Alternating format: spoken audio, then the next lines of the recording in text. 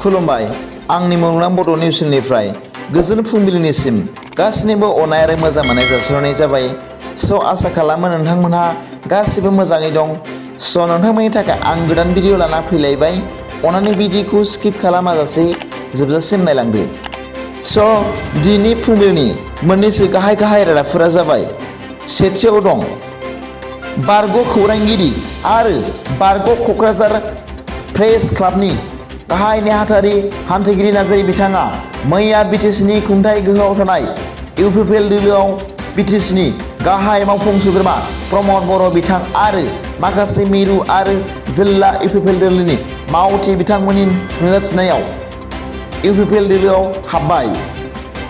क'क्राझाराव UPPL दोलोनि मोनसे जयनिं हाबाफारि लानायनि गेजेरजों हान्थिगिरि नार्जारि बिथांखौ UPPL दोलोआ बरायनानै लाबाय। नैथियाव दं बाक्सा जिल्लानि सालबारि महकुमानि सिङाव थानाय इनटलख जौगाखां खोन्दोनि बेन्दोङाव थानाय खख्लाबारि गामिनि फथा दैसा गेजेर फरायसालिनि 2.50 कुइन्टेल माइरं बस्थाखौ हरनि समाव सोरबा सिनाय मोनै दुथाङा हासिना लेथेर फेथेर खालामलांदों होनना गुबुन रादाबनिफ्राय मिथिनो मोननाय जादों। थामथियाव दं मैया रासियाया फुरायै इउक्रेननि मोनसे मुंदांखा नोगोर मारिउपलखौ आवग्रिना लानो हानानै रासियानि आर्मि कामान्डारफोरा देरहासारनायनि गाजा गोमजा रंजादों होनना निउज 18 इन्डिया मुंनि निउज चेनेलाव फोसावदों। फारसेथिं आमेरिकानि प्रेसिडेन्ट ज' बिडेन बिथाङा रासियानि मारिउपलखौ आवग्रिनो हानाया नंखाय आरो सुबुंफोरखौ आन्दायहोनाय रादाबसो होनना फोसावदों। ब्रैथियाव दं आमेरिकानि प्रेसिडेन्ट ज' बिडेन बिथाङा इउक्रेननो 6,000 करोड़ रां हरगोन आरो दावहा नांग्रा हेलिकप्टारबो हरगोन होनना फोसावदों होननानै निउज 18 इन्डिया मुंनि रादाबाव मैया फोसावदों।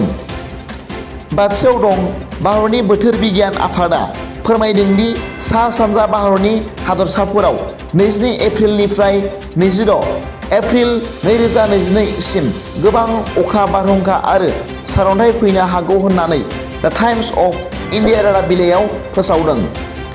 बेफोर हादरसाफोरा जाबाय फारि अरुणाचल प्रदेश, आसाम, मेघालया, नागालेन्ड, मणिपुर, मिज'राम, त्रिपुरा आरो सोनाब बेंगल आरो सिक्किम।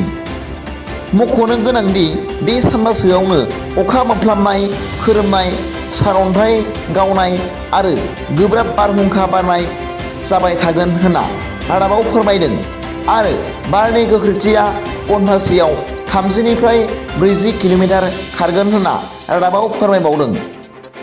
फुंबिलिनि मोननैसो रादाबा दा बेखिनिल'मोन लोगोफोर।